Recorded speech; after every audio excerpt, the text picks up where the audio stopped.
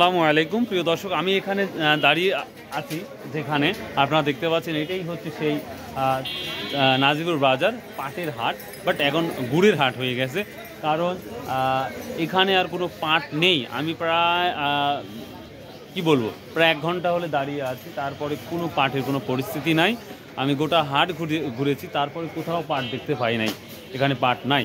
তো এখন যেটা অনেকেই বলতেছে পাটের হয়তো পজিটিভ দিক শুরু হয়ে যাবে, তো এখানে পাট নেই। তো অনেকেই বলতেছে যে জানুয়ারি 15-20 তারিখে হয়তো পাটের সম্ভাবনা আরও ডেভেলপ হবে বা ভালো কিছু দেখা যেতে পারে, যে লক্ষণটা দেখা যাচ্ছে।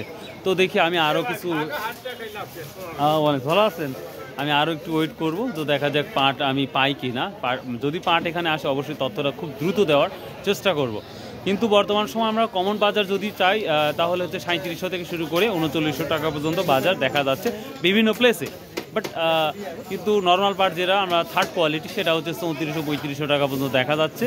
কিন্তু এখন অনেকেই বলেন যে ভাই আমদানি হচ্ছে, মানে অন্য জায়গায় কি পাট রপ্তানি হচ্ছে। আসলে অনেকেই বলছে ইন্ডিয়া কিছু পাট যাচ্ছে বা তুরস্কে যাচ্ছে, এই কথা বলতেছে। তো 100% হয়তো সেটা আমি বলতে পারছি না। তবে আরেকটা ব্যাপার হচ্ছে যে ইন্ডিয়াতে কিন্তু আমাদের তুলনায় ইন্ডিয়াতে পাটের দাম কম, 500 টাকার মতন। এটা এক ভাই আসাম থেকে আমাকে এই তথ্যটা দিয়েছে, সেই তথ্যটা আপনাদের সামনে দিলাম। সো এই ছিল আজকের পাটের নিউজ, যে বাজারে পাট নেই।